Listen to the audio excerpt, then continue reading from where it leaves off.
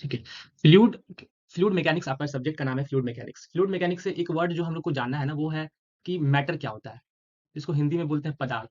तो मैटर क्या होता है ना, anything which occupy space and have some mass. कोई भी चीज़ जो जगह छीनता हो और उसमें कुछ वजन हो, कुछ मास हो, उसको हम लोग मैटर कहेंगे, ठीक है? इस दुनिया में हर एक चीज़ जो आपको आँखों से दिख रहा है ना, वो सारा क्या है? मैटर है, ठीक है? तो मैटर के बारे में ऑब्वियस सी बात है, सब लोग जानते होंगे कि anything which have some mass and which occupy some space that is known as matter, ठीक है?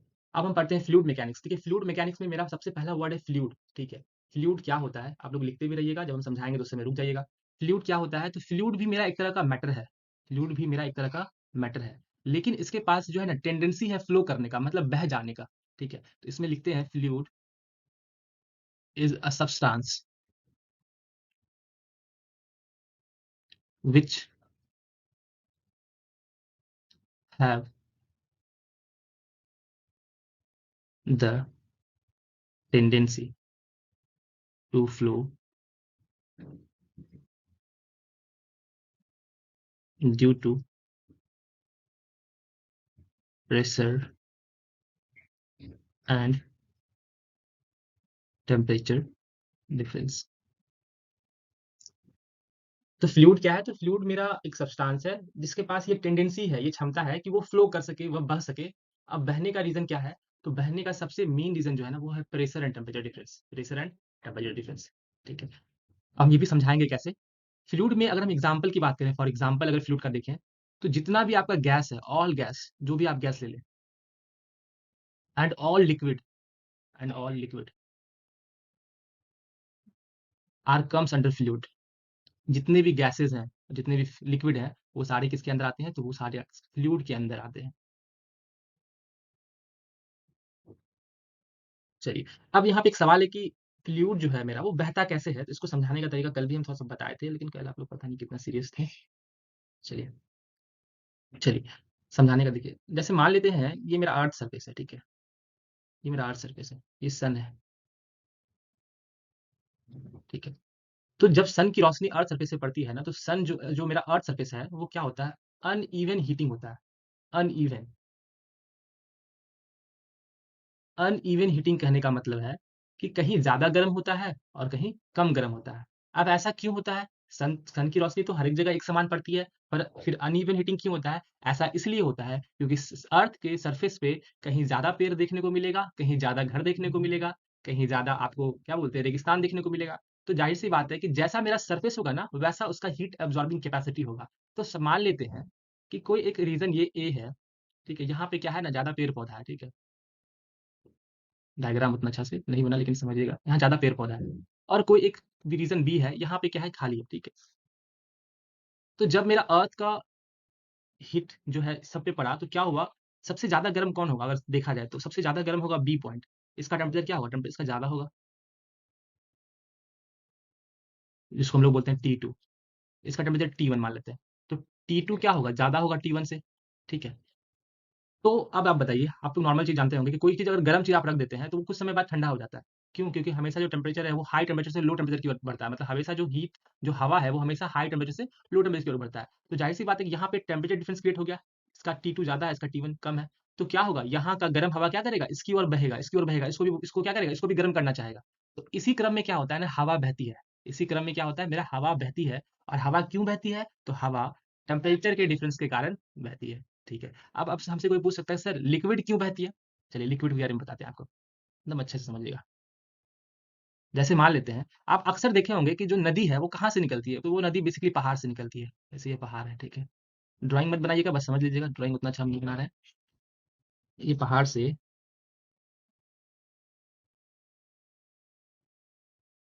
ये पहाड़ से नदी, मान लीजिए नदी निकला, ठीक है?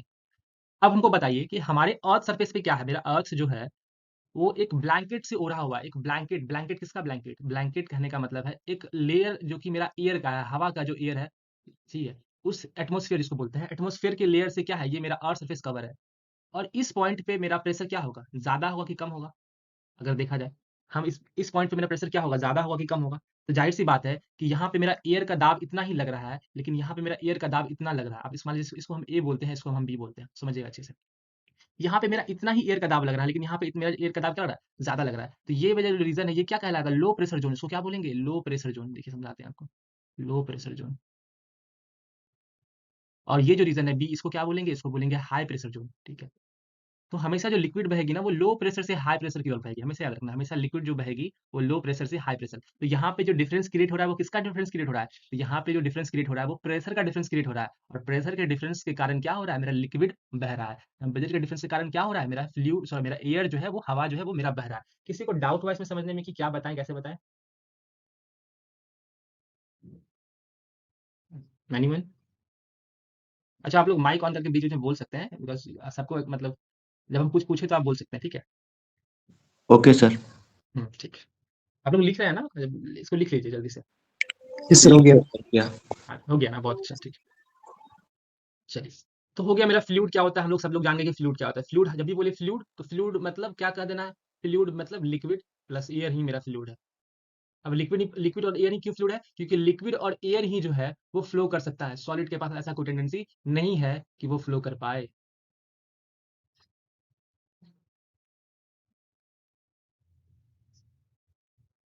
कंप्लीटेड, लिख लिए सब लोग? यस सर, हो गया। ओके, सब लोग लिख लिए ना, ठीक है। चलिए, तो फ्लूइड मैकेनिक्स हम क्या बताएं कि फ्लूइड मैकेनिक्स एक सब्जेक्ट है जिसमें हम लोग बिहेवियर ऑफ फ्लूइड को स्टडी करते हैं। जो मेरा फ्लूइड है वो रेस्ट कंडीशन में भी हो सकता है, कभी कभी पानी रुका हुआ अवस्था में भी हो सकता है, या कभी कभी बहते हुए अवस्था में भी हो सकता है। जब पानी रुका हुआ अवस्था में है या एयर रुका हुआ अवस्था में है, उस सिचुएशन में अगर हम उस पर स्टडी करेंगे ना, तो उसके लिए एक अलग सब्जेक्ट बना दिया गया जिसको हम बोल रहे हैं फ्लूइड स्टैटिक। लेकिन वही फ्लूइड अगर मोशन में है, तो उसको स्टडी करने के लिए दो सब्जेक्ट को बनाया गया, एक फ्लूइड डायनेमिक और एक फ्लूइड काइनेमेटिक।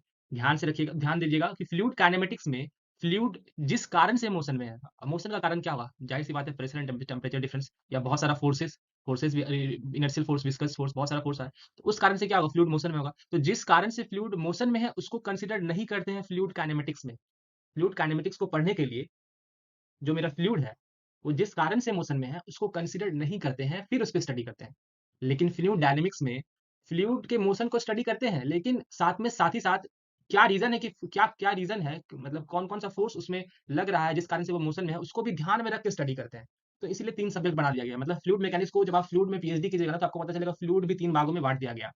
रुका हुआ में, अगर रुका हुआ है तो स्टैटिक, मोशन में तो डायनेमिक या काइनेमेटिक। डायनेमिक में हम लोग फोर्स जिसके कारण वो मोशन में उसको कंसीडर कर लेते हैं, लेकिन काइनेमेटिक में फोर्स जिसके कारण वो मोशन में उसको कंसीडर नहीं करते हैं। तो इसलिए इसका तीन सब्जेक्ट बन गया। तो ये आपका बेसिक ओवरव्यू था आपके सब्जेक्ट के बारे में। अब हम चलते हैं प्रॉपर्टीज ऑफ फ्लूइड।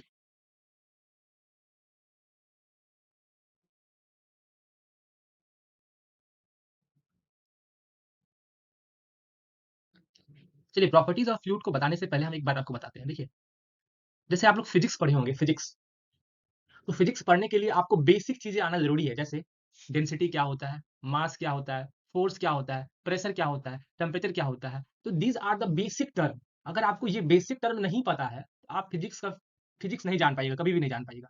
उसी प्रकार फ्लूइड मैकेनिक्स में बेसिक प्रॉपर्टीज, बेसिक टर्म अगर आप नहीं जानिएगा, जैसे लिख देते हैं यहाँ पे, जैसे मास डेंसिटी, इस सिलेबस में है आपका पहला टॉपिक ही है मास डेंसिटी। दूसरा है आपका वेट डेंसिटी, लिखते भी चलिएगा अगर लिख सकते हैं तो, अगर जहाँ सुनने का मन हो वहाँ सुन लीजिएगा।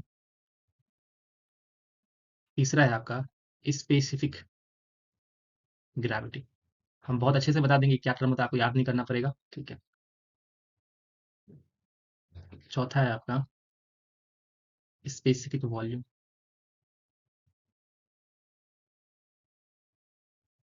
पांचवा है आपका रिलेटिव डेंसिटी। ठीक है, ठीक है। तो ये जो पांच जो आपके पास लिखे ना, ये बेसिक प्रॉपर्टी है। इसके अलावा मेजर प्रॉपर्टी की हम बात करें ना, थोड़ा सा यहाँ पे इसको भी मत लिखिएगा, हम बस ये समझा दे रहे हैं थोड़ा सा। मेजर प्रॉपर्टी अगर बात करें ना, तो वो आपके लिए एक आ गया कैपिलैरिटी।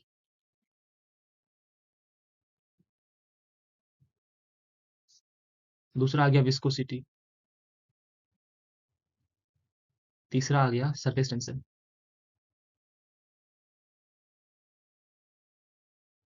ठीक है, देखिए, तो ये जो पांच आपको जो लिखा है ना, ये भी प्रॉपर्टी है, साथ ही साथ जो तीन लिखा है ये भी प्रॉपर्टी है। लेकिन ये तीन जो है ना, ये इस प्रॉपर्टी के मदद से इस प्रॉपर्टी को पढ़ा गया है। मतलब ये माइनर प्रॉपर्टी है, ये मेजर प्रॉपर्टी है। तो ओवरऑल देखा जाए तो ये सारा जो टर्म है ये मेरा किस में आ रहा है, तो प्रॉपर्टीज ऑफ फ्लूइड में आ रहा है। ठीक है, मतलब इन सारे टर्म को हमको समझना है, ना केवल याद करना है डेफिनेशन, बल्कि समझना है, ताकि मेरे दिमाग में ये चीज बैठ जाए, ताकि हम अगर फ्लूइड के आगे किसी चीज को पढ़े तो हमको बहुत आसानी से वो चीज समझ में आए। ठीक है, चलिए, तो सबसे पहले नंबर वन दीजिएगा, मास डेंसिटी। मास डेंसिटी, ये तो बहुत कॉमन है, मेरे ख्याल से सभी को पता होगा कि मास डेंसिटी क्या होता है। ठीक है, इसको हम लोग डेंसिटी भी बोलते हैं। ठीक है, इसको डिनोट करने का सिंबल जिसको बोलते हैं रो। ठीक है,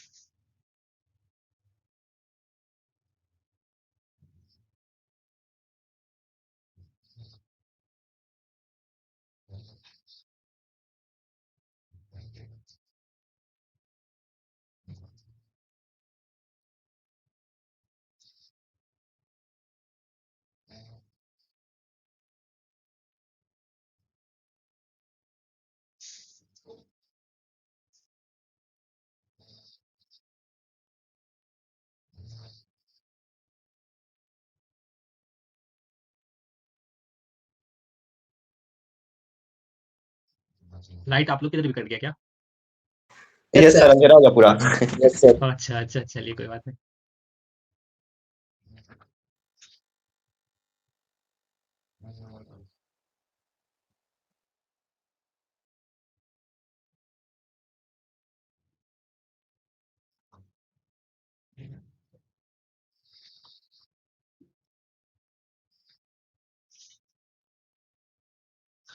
ठीक है,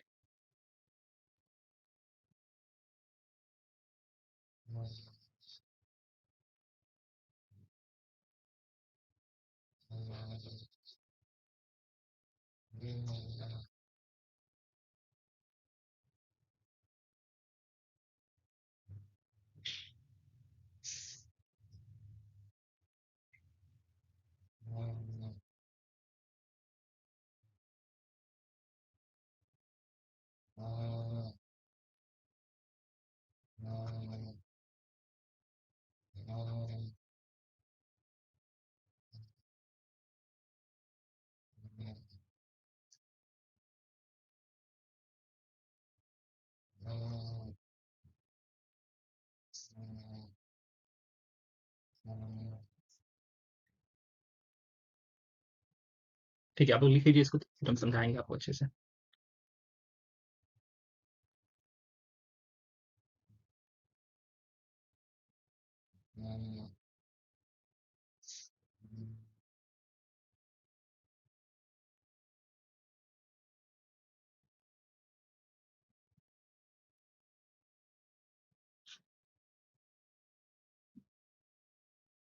लिख लीजिएगा तो बोलिएगा कि लिख लिए हैं। ठीक है,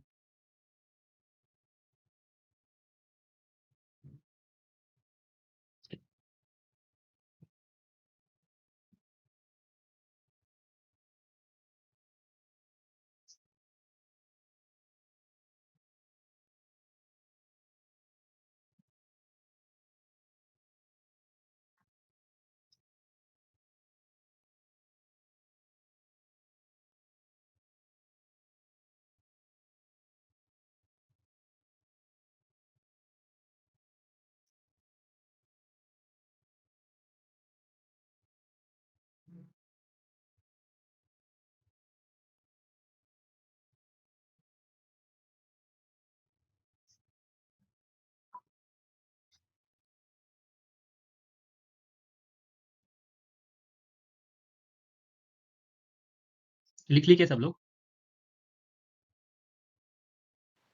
थोड़ा सा बाकी है सर। ओके, ठीक है।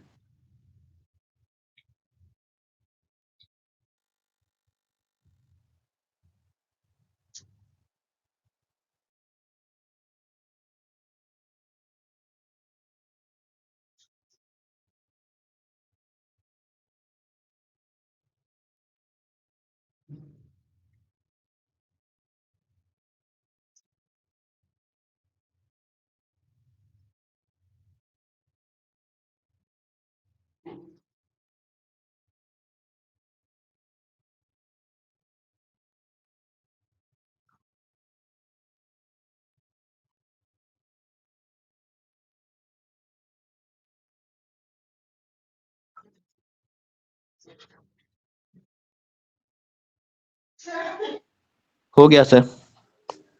ठीक है,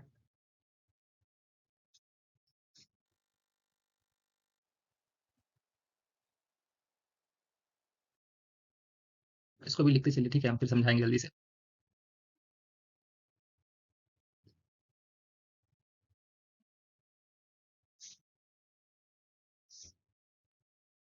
किसी को पता है क्या वेट और मास में क्या अंतर है? एनीवन? सर वेट होता है 2D ऑब्जेक्ट में होता है और मास 3D ऑब्जेक्ट कह सकते हैं अच्छा, sir. Wait wait 2D object में होता है। ये कहाँ पर है आप? ओम बोल रहे हैं ना? Yes sir. हाँ, नहीं गलत है, थोड़ा कोई और बहुत बताइए, कंफ्यूज हो गया था लगता कोई और बताइए।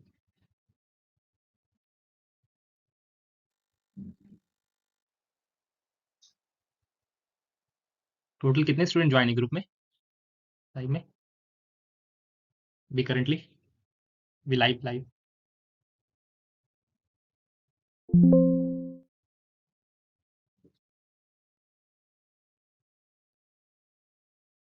अच्छा, 13 स्टूडेंट है ना टोटल आप लोग?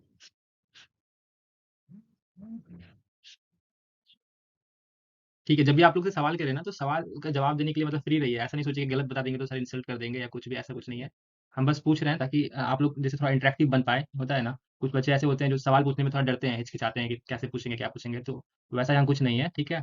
आप लोग अपने मन से जो सवाल आए वो कुछ भी पूछ सकते हैं। अगर कुछ पूछ रहे हैं तो उसका भी जवाब दीजिए, जो भी आता है गलत सही आप दीजिए लेकिन, ठीक है?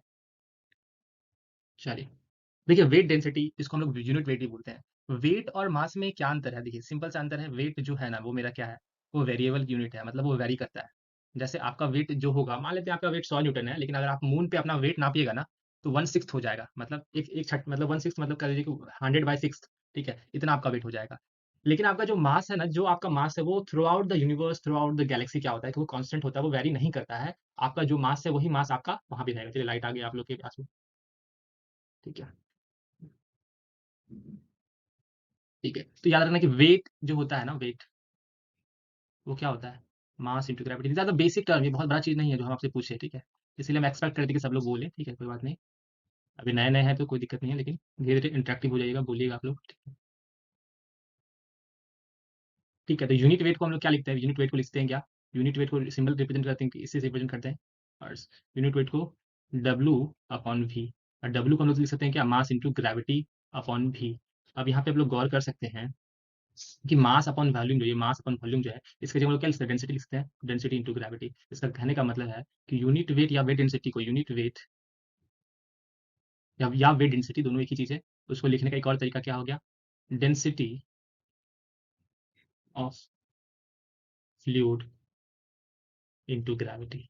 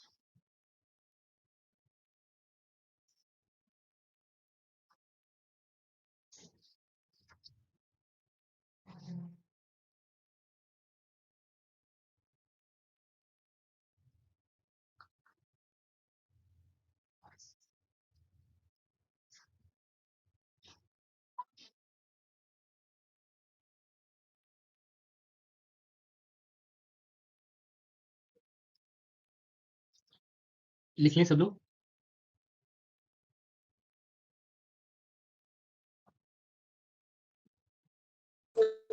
सर यहाँ पे specific weight of standard fluid लिखा हुआ है। हाँ, specific weight of standard fluid लिखा हुआ है। अब ये भी लिख देते हैं स्टैंडर्ड फ्लूइड में हम लोग लिक्विड में, सॉरी हाँ, लिक्विड में हम लोग वाटर को स्टैंडर्ड फ्लूइड मानते हैं, और हम लोग एयर में जो है, क्या बोलते हैं, गैसेस में हम लोग एयर को स्टैंडर्ड फ्लूइड मानते हैं। हम इस चीज़ को लिख देंगे, आप इस चीज़ को लिख लीजिए, स्टैंडर्ड फ्लूइड लिखा हुआ है। ठीक है।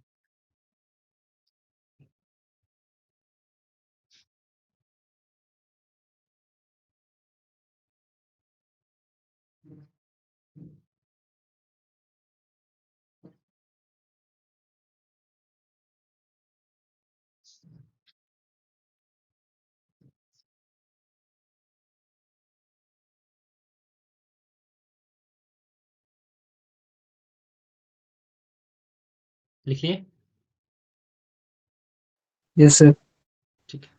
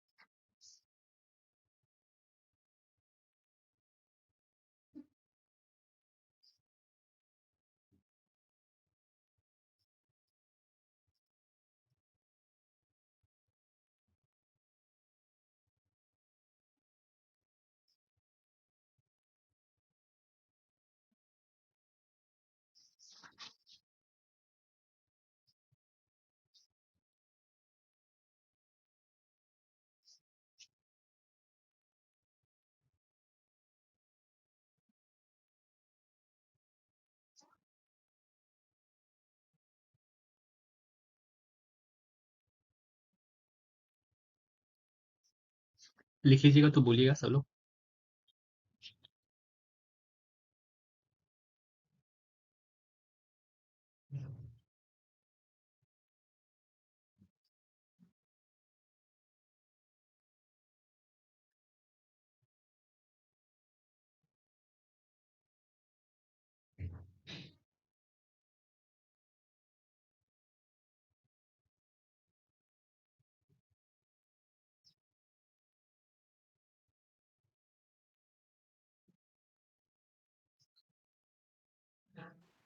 सर यहाँ पे पता नहीं चला बताइए क्या लिख रहा है, क्या बोलते हैं, कहाँ स्पेसिफिक कहाँ gravity can also be defined as a property which के बाद नहीं पता है क्या। विच सिग्निफाइज SIG है, ठीक है। Okay sir. तो फिर से अच्छा से लिखते हैं इसको, ठीक है।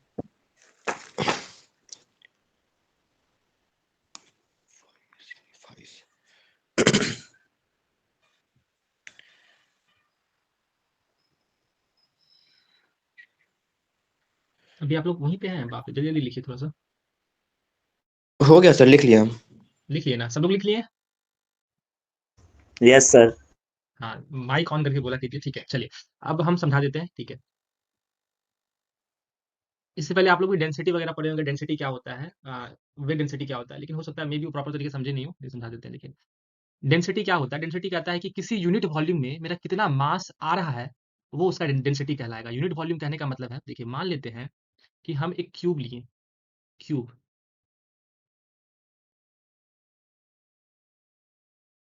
अच्छा अच्छे से समझिएगा, ठीक।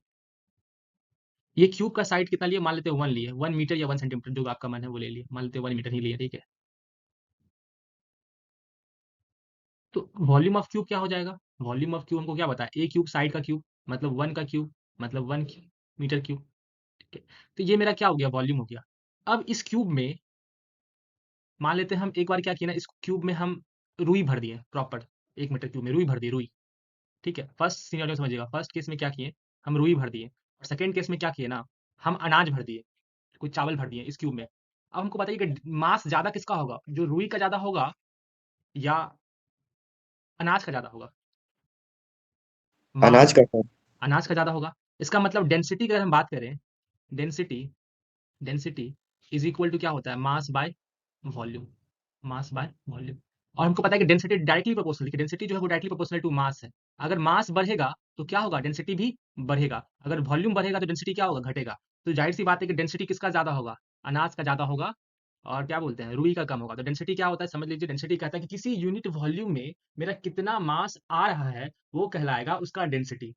बात समझ में आए? यूनिट वॉल्यूम क्या हुआ, तो यूनिट वॉल्यूम कुछ भी समझ सकते हैं, 1 सेंटीमीटर क्यूब समझ सकते हैं, 1 मीटर क्यूब समझ सकते हैं, या 1 क्यूब समझ सकते हैं, जो आपको समझना है। बस ये समझना है कि उस यूनिट वॉल्यूम में कितना मास आ रहा है, वो उस चीज का डेंसिटी को रिप्रेजेंट करेगा। प्रॉपर तरीके से समझ में आया डेंसिटी क्या होता है, यस सर। ठीक है। दूसरा है वेट, वेट डेंसिटी, जिसको हम लोग यूनिट वेट ही बोलते हैं, यूनिट वेट ही बोलते हैं या वेट डेंसिटी भी बोलते हैं। यूनिट वेट बोलता है कि किसी यूनिट वॉल्यूम में मेरा कितना वेट आ रहा है, weight per unit volume, weight per unit volume. Mass और वेट में एक ही अंतर है, क्या अंतर है, वेट जो होता है वो मास इंटू ग्रेविटी होता है, ठीक है। तो बस सिंपल है, दोनों लगभग सेम है, बस इसमें क्या है, ग्रेविटी इंक्लूड आ गया है, ग्रेविटी इंक्लूड आ गया है। मतलब जो आपका यूनिट वेट है वो कांस्टेंट टर्म नहीं है, ये हर एक जगह अलग अलग हो सकता है। बात समझ में आया? ये हर एक जगह अलग अलग हो सकता है। हर एक जगह अलग अलग कहने का मतलब ये नहीं कि अर्थ पे अलग अलग हो सकता है, अर्थ पे तो सेम रहेगा, लेकिन जहाँ ग्रेविटी अलग होगा, जहाँ जी का वैल्यू अलग होगा, वहाँ यूनिट वेट भी आपका क्या हो जाएगा, अलग हो जाएगा। तो यूनिट वेट क्या हो गया, वेट बाय वॉल्यूम, याद रखना, यूनिट वेट क्या हो गया, वेट बाय वॉल्यूम। मतलब किसी यूनिट वॉल्यूम में मेरा कितना वेट आ रहा है, ठीक है, उसी को क्या बोलेंगे, यूनिट वेट। और यूनिट वेट को लिखने का एक और तरीका हम बताएं, क्या बताएं, यूनिट वेट को आप लोग रो इंटू जी भी लिख सकते हैं, डेंसिटी इंटू ग्रेविटी भी लिख सकते हैं। कैसे लिख सकते हैं, क्योंकि आप वेट को क्या लिख सकते हैं, मास इंटू ग्रेविटी लिखिए, मास इंटू ग्रेविटी अपन वॉल्यूम लिखेगा, और ये मास बाय वॉल्यूम क्या होता है, तो डेंसिटी होता है, तो डेंसिटी इंटू ग्रेविटी। इसलिए हम बोले कि यूनिट वेट को आप लोग डेंसिटी इंटू ग्रेविटी भी लिख सकते हैं, ठीक है। ये हो गया आपका यूनिट वेट। तीसरा जो टर्म है वो है आपका स्पेसिफिक ग्रेविटी। अब ये बहुत इंटरेस्टिंग टर्म है, इसको समझिएगा, स्पेसिफिक ग्रेविटी। स्पेसिफिक ग्रेविटी कहता है, पहले तो ये बताता क्या, ये बताता है कि अगर आप किसी भी चीज का स्पेसिफिक ग्रेविटी अगर आप देख रहे हैं ना, तो उससे आप ये अनुमान लगा सकते हैं कि वो जो ऑब्जेक्ट है जिसका आप स्पेसिफिक ग्रेविटी देख रहे हैं, वो स्टैंडर्ड फ्लूइड के कंपेयर में कितना ज्यादा भारी है या कितना ज्यादा हल्का है। उदाहरण के तौर पे अगर हम आपको मरकरी का स्पेसिफिक ग्रेविटी 13.6 बोल दें, इसका मतलब है कि मरकरी, तो मेरा हमको पता है कि मरकरी एक लिक्विड मेटल है, ठीक है। तो मरकरी एक लिक्विड मेटल है, ठीक है। तो इसका मतलब क्या है कि मरकरी जो है वाटर के अपेक्षा, वाटर की अपेक्षा 13.6 गुना भारी है, 13.6 गुना भारी है। इसका मतलब इसका डेंसिटी भी वाटर की अपेक्षा 13.6 गुना ज्यादा है। इसका मतलब स्पेसिफिक ग्रेविटी क्या बतलाता है? स्पेसिफिक ग्रेविटी हमको ये बतलाता है कि कोई भी ऑब्जेक्ट या कोई भी पार्टिकल कितना ज्यादा हैवी है, कितना ज्यादा लाइट है with respect to standard object या स्टैंडर्ड पार्टिकल। वही क्या कहलाएगा? Specific gravity. देखिए स्पेसिफिक ग्रेविटी जिसको जी ऐसे नोट करते हैं, इसका एक फॉर्मूला लिखा है, unit weight of standard fluid, sorry unit weight of fluid to the unit weight of standard fluid, ये लिखाए थे। और इसको यूनिट वेट को क्या लिखते हैं? Density of standard fluid into gravity, density of fluid into gravity, density of standard fluid into gravity. तो ग्रेविटी ग्रेविटी तो कट जाएगा क्योंकि अर्थ की हम बात कर रहे हैं, तो केवल ये टर्म बचेगा। और ये टर्म क्या है? तो ये केवल डेंसिटी डेंसिटी है। इसीलिए हम बोले कि स्पेसिफिक ग्रेविटी को हम लोग रिलेटिव डेंसिटी भी बोलते हैं। रिलेटिव डेंसिटी, रिलेटिव डेंसिटी क्यों? क्योंकि ये रिलेट करता है डेंसिटी के बीच में, ये बतलाता है कि डेंसिटी उस चीज का जिसका हम निकाले हैं, उसका डेंसिटी कितना ज्यादा है एज कंपेयर टू मेरा स्टैंडर्ड फ्लूइड के कंपेयर में। स्टैंडर्ड फ्लूइड किसको मानते हैं? लिक्विड के केस में हम लोग वाटर को स्टैंडर्ड फ्लूइड मानते हैं एट 4 डिग्री सेल्सियस, लेकिन गैसेस के केस में हम लोग एयर को और इन सम केसेस हम लोग हाइड्रोजन को स्टैंडर्ड गैस मानते हैं। तो जब भी आपको पता मतलब वैल्यू दिया हो तो यहाँ से आप इस चीज को रिलेट कर पाइएगा। प्रॉपर तरीके से समझ में आया? किसी को कोई डाउट तो आप पूछ सकते हैं। एनीवन? सर स्पेसिफिक ग्रेविटी एक बार और समझा दीजिए। गुड। स्पेसिफिक ग्रेविटी आपको एक बार समझा देते हैं। देखिए इस, अच्छा एंड हो गया स्लाइड, एक वेट कीजिए एक second।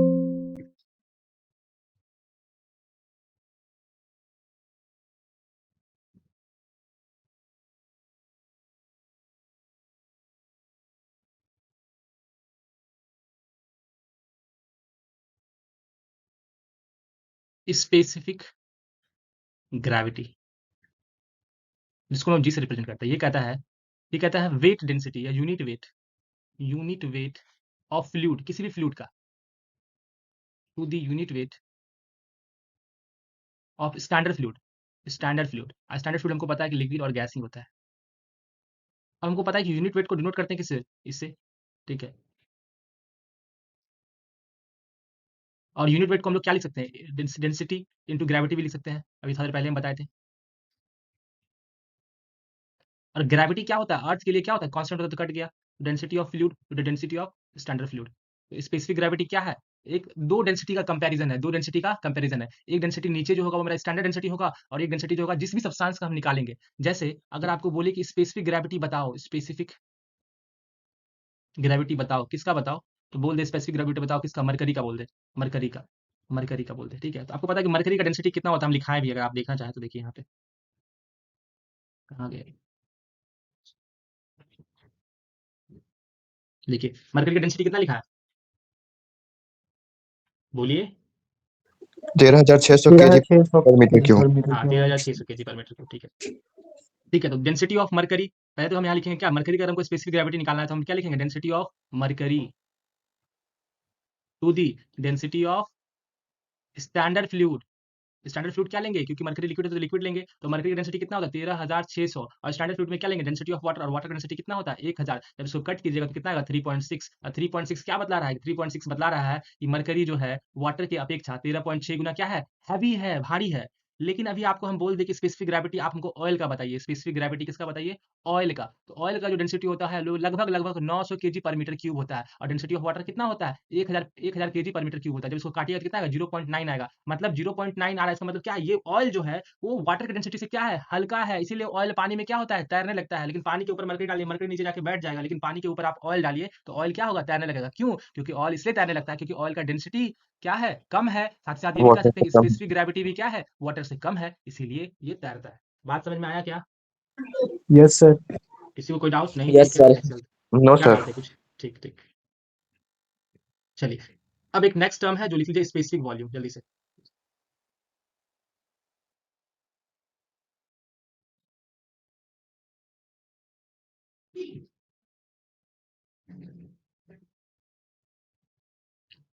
ठीक है।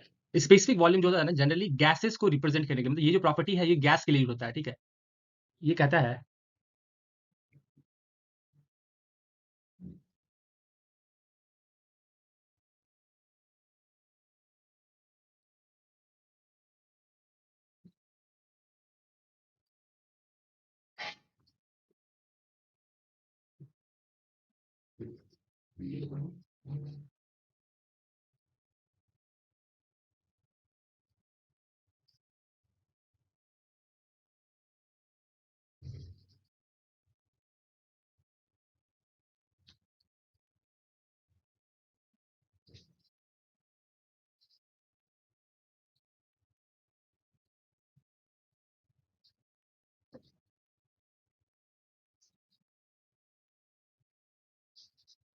ये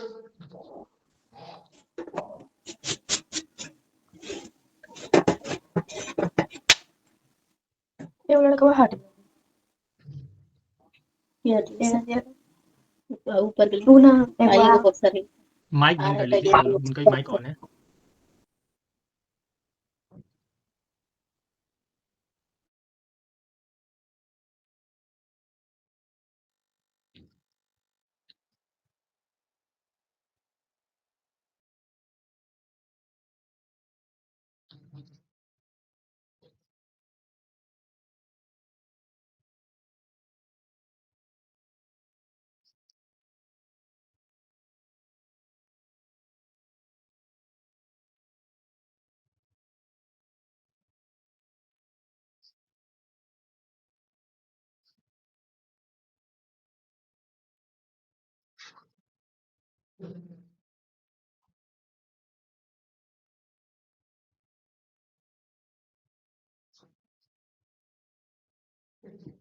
चलिए क्वेश्चन में यहाँ लिख देते हैं, एक क्वेश्चन कर लीजिए।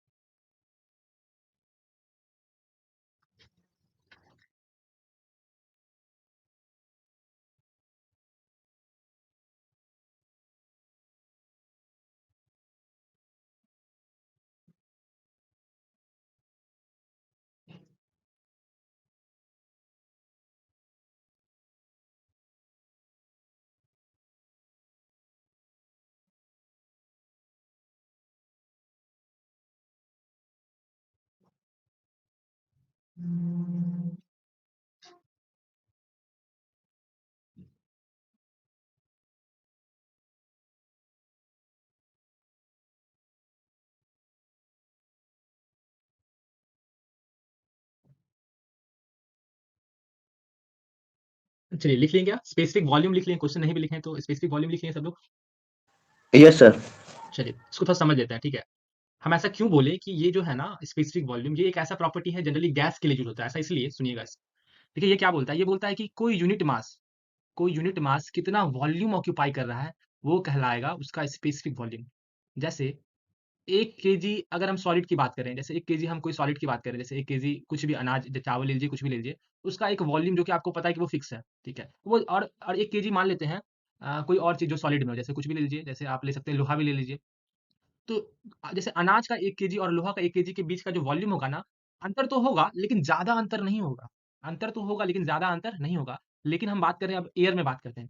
1 केजी आप हाइड्रोजन ले लीजिए और 1 केजी आप कोई और गैस ले लीजिए, जैसे कोई भी और गैस जैसे आप ले सकते हैं। जैसे मान लीजिए 1 केजी आप एयर ले लिए, ठीक है? मान लेते हैं, रिप्रेजेंट करने की बात कर रहे हैं। तो आप गौर कीजिए कि 1 केजी एयर कितना वॉल्यूम ऑक्यूपाई करेगा? हम इस रूम में डाल देंगे तो इस रूम का वॉल्यूम ऑक्यूपाई कर लेगा। अगर हम बड़े रूम में डाल देंगे तो बड़े रूम का वॉल्यूम ऑक्यूपाई कर लेगा। तो यहाँ पे स्पेसिफिक वॉल्यूम जो है ना, वो हर एक गैसेस का अलग-अलग होता है। किसी गैस का टेंडेंसी होता है बहुत ज़्यादा फैलने का, किसी गैस का टेंडेंसी होता है बहुत कम फैलने का। तो वहाँ पे जो वेरिएशन देखने को मिलेगा ना वॉल्यूम में, वो बहुत ज़्यादा मिलता है। तो इसीलिए हम लोग इस प्रॉपर्टी को जनरली गैस के लिए जो होते यूज़ करते हैं। और ये प्रॉपर्टी क्या बोलता है? ये प्रॉपर्टी कहता है कि किसी यूनिट मास में, ठीक है, किसी यूनिट मास में कितना वॉल्यूम ऑक्यूपाई होता है, ठीक है? कितना वॉल्यूम ऑक्यूपाई किया जाता है, ठीक है? ठीक है, किसी यूनिट मास में कितना वॉल्यूम ऑक्यूपाई किया जाता है वो उसका स्पेसिफिक वॉल्यूम कहलाता है। ठीक है, ये बात समझ में आ गया। इसका यूनिट क्या होगा? इसका यूनिट की बात करें तो यहाँ पे लिख दी है क्या, मीटर क्यूब पर केजी या सेंटीमीटर क्यूब पर ग्राम, ये सीजीआई यूनिट है। प्रॉपर तरीके से सब लोग लिख लिए ना, प्रॉपर समझ में आया? कोई डाउट? No, sir. ठीक है, अब ये क्वेश्चन है, इस क्वेश्चन को लिख लीजिए, इस क्वेश्चन को करवा देते हैं और फिर आज का क्लास ओवर कर देंगे। ठीक है, शुरुआत में क्लास थोड़ा स्लो चलाएंगे, ठीक है। हम अब क्योंकि बहुत लोग अभी देख रहे हैं कि जितना ग्रुप में 40 स्टूडेंट है लगभग ना, 40 स्टूडेंट में भी कितना जुड़े हुए हैं यहाँ पे प्रॉपर 40 स्टूडेंट हैं ग्रुप में, लेकिन जुड़े हुए कितना है? सब लोग जा रहे हैं क्या? मतलब कितने स्टूडेंट? 9 स्टूडेंट है टोटल, उतने ज़्यादा सिंसियर नहीं है इस चीज़ को लेकर, कोई बात नहीं।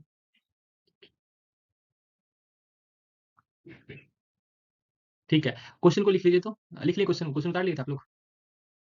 नो सर, अभी बाकी है। अच्छा क्वेश्चन उतार लीजिए, चलिए क्वेश्चन। सर ये क्वेश्चन का स्टार्टिंग में क्या है 3 के बाद? 3 लीटर्स ऑफ पेट्रोल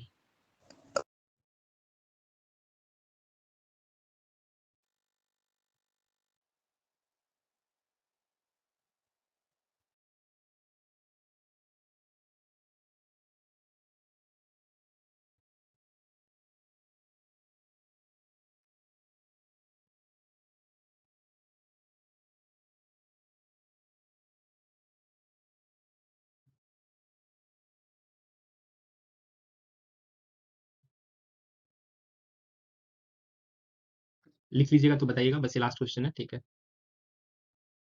और जनरली शाम का टाइम में क्या होता है ना, सबको जाना होता है मार्केट वगैरह, पता नहीं सब लोग शाम शाम कर रहे थे, शाम में क्लास करना है। मॉर्निंग में क्या होता है कि सुबह सुबह उठ मतलब क्लास के बहाने उठ भी जाते हैं साथ ही साथ। और क्या होता है कि दिमाग भी तब उस समय उतना उतना काम भी नहीं रहता है, दिमाग भी फ्रेश रहता है, तो सही टाइम है मॉर्निंग ही, पर ज़्यादा वोटिंग इवनिंग के लिए था, इसीलिए ये यस बोल सर। दिया। कौन है आप, कौन बोल रहे हैं? कपिल सर। कपिल शर्मा, अच्छा।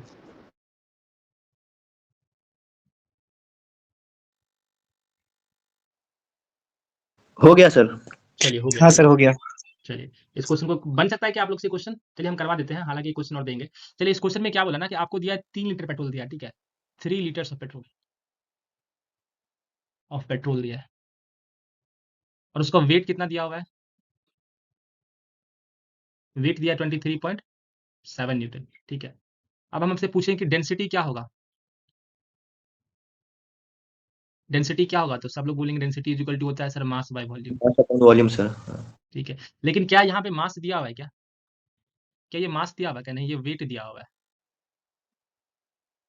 और वेट में जो मेरा है ना, वेट ऑलरेडी में मास मिलके बना है, mass into gravity is equal to 23.7 newton. अगर हम यहाँ से मास अगर निकालना चाहें तो क्या हो जाएगा, 23.7 न्यूटन अपॉन जी। और जी का वैल्यू सबको पता है, जी का वैल्यू क्या होता है, 9.81, ठीक है। तो मास तो हमको मिल गया, क्या हमको वॉल्यूम मिल सकता है क्या? 3 लीटर दिया हुआ है, कितना दिया हुआ है? 3 लीटर, 3 लीटर दिया हुआ है, 3 लीटर दिया हुआ है। हमको पता है कि 1 मीटर क्यूब में मेरा 1000 लीटर अटता है, कितना अटता है? 1000 लीटर। 1 मीटर क्यूब में कितना अटता है? 1000 लीटर। उसी प्रकार से 3 लीटर में कितना अटेगा, तो कितना हो जाएगा, 3/1000 मीटर क्यूब। बात समझ में आया क्या? बात समझ में आया क्या, क्या क्या कैसे यस किए? सर। ठीक है। तो मेरे पास मास भी आ गया, कितना आ गया मेरा मास, 23.7 अपॉन 9.81। और वॉल्यूम कितना आ गया, 3/1000। इसको कर दीजिए, इसको कीजिए, देखिए कितना आता है। चलिए हम करते हैं, 23.7 9.81,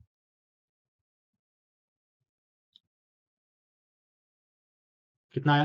तो आपका जो वैल्यू आएगा वो आएगा कितना, 805.3, मतलब 805 पे चलते हैं, 805 केजी पर मीटर क्यूब। आप इस चीज को समझ भी सकते हैं कि पेट्रोल का डेंसिटी क्या होगा, वाटर से हल्का होगा, पेट्रोल को पानी में गिरा देखिए पेट्रोल तैरने लगेगा। आप यहाँ से समझ में आ गया, ठीक है। अब आपको मिल गया डेंसिटी। दूसरा टर्म क्या बोला निकालने के लिए, दूसरा टर्म क्या बोला आपको निकालने के लिए, दूसरा बोला आपको निकालने के लिए स्पेसिफिक वेट, दूसरा क्या बोला, स्पेसिफिक वेट, जिसको हम लोग वेट डेंसिटी भी कहते हैं, स्पेसिफिक, स्पेसिफिक वेट, या कहिए यूनिट वेट। ये क्या होता है, ये होता है हमारा weight by volume, weight by volume. आपको वेट तो ऑलरेडी दे दिया ना, वेट तो ऑलरेडी दे दिया 23.7 न्यूटन। और वॉल्यूम क्या होगा, तो 3/1000, 3/1000। इसको कर लीजिए, ठीक है। या तो आप ऐसे भी कर सकते हैं, या नहीं तो आप ये भी कर सकते हैं, आपको एक और तरीका बताते हैं। स्पेसिफिक वेट क्या होता है, डेंसिटी इंटू ग्रेविटी। अगर आपको डेंसिटी पता है, जैसे डेंसिटी निकला 805, इसमें ग्रेविटी से मल्टीप्लाई कर देंगे 9.81, तो यहाँ से भी आपको सेम वैल्यू आएगा, और यहाँ से भी आपको सेम वैल्यू आएगा, करके देख लीजिए, विश्वास नहीं है तो। 23.7 अपॉन 3/1000। आप लोग कैलकुलेटर है ना? Yes sir. ठीक है, कितना आ रहा है, 7900 न्यूटन पर मीटर क्यूब। यहाँ से भी कर लीजिए, देख लीजिए, 805 इंटू 9.81, कितना आ रहा है, देखिए यहाँ से भी लगभग सेम आ रहा है, 7897.05 न्यूटन पर मीटर क्यूब। ठीक है, यहाँ से भी सेम आ रहा है, और यहाँ से भी सेम आ रहा है, थोड़ा बहुत वैल्यू का अंतर है लेकिन सेम है, ठीक है। तो ये आपका क्या हो गया, स्पेसिफिक ग्रेविटी, ठीक है। तीसरा जो टर्म में निकालना था वो आप लोग क्या निकाला था, तीसरा टर्म क्या निकालना था, ये आपका हो गया स्पेसिफिक वेट, तीसरा टर्म निकालता है स्पेसिफिक ग्रेविटी, जिसको हम लोग जी से बोलते हैं। स्पेसिफिक ग्रेविटी को हम लोग क्या बोलते हैं, रिलेटिव डेंसिटी भी कहते हैं, कहते हैं कि डेंसिटी ऑफ फ्लूइड और डेंसिटी ऑफ स्टैंडर्ड फ्लूइड। और स्टैंडर्ड फ्लूइड हम क्या मानते हैं, स्टैंडर्ड फ्लूइड हम वाटर मानते हैं, जिसका डेंसिटी कितना होता है, 1000 केजी पर मीटर क्यूब। जो डेंसिटी ऑफ फ्लूइड कितना निकाले हैं, तो निकाले हैं 805, 805 अपॉन 1000, कितना आ गया, 0.805, ठीक है। ये हो गया मेरा स्पेसिफिक ग्रेविटी। और लास्ट टर्म जो है हमारा, वो है आपका specific, specific volume, specific volume, जिसको एक्सटेंड करते हैं भी से। ये क्या होता है, स्पेसिफिक वॉल्यूम जो था डेंसिटी का उल्टा होता है, density is equal to mass by volume होता है, ये होता है वॉल्यूम अपॉन मास, थोड़ा देर पहले तुरंत बताया, वॉल्यूम अपॉन मास। तो जाहिर सी बात है, इसको रेसिप्रोकल भी कर सकते हैं, इसको ये भी कर सकते हैं कि 1 अपॉन डेंसिटी भी कर दिए तो भी आ जाएगा। 1 अपॉन डेंसिटी कहने का मतलब 1/805, ठीक है। तो कितना आएगा, वो आएगा आपका 1.242 इंटू 10 की पावर -3 मीटर क्यूब पर केजी। समझ में आया क्या? किसी को कोई यस डाउट? सर। हाँ, किसी को कोई डाउट? नो सर सब लोग नो उतार सर लिए ना? उतार लिए ना सब लोग? नो सर, अभी बाकी है। अच्छा ठीक है, उतार दो।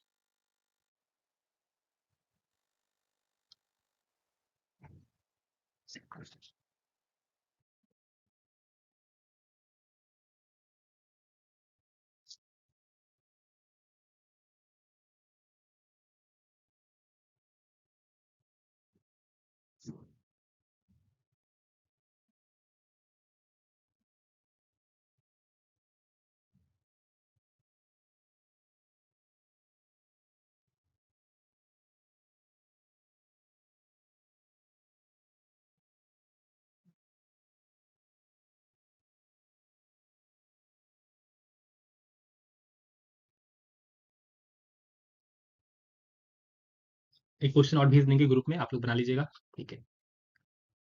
ओके सर ठीक है, हो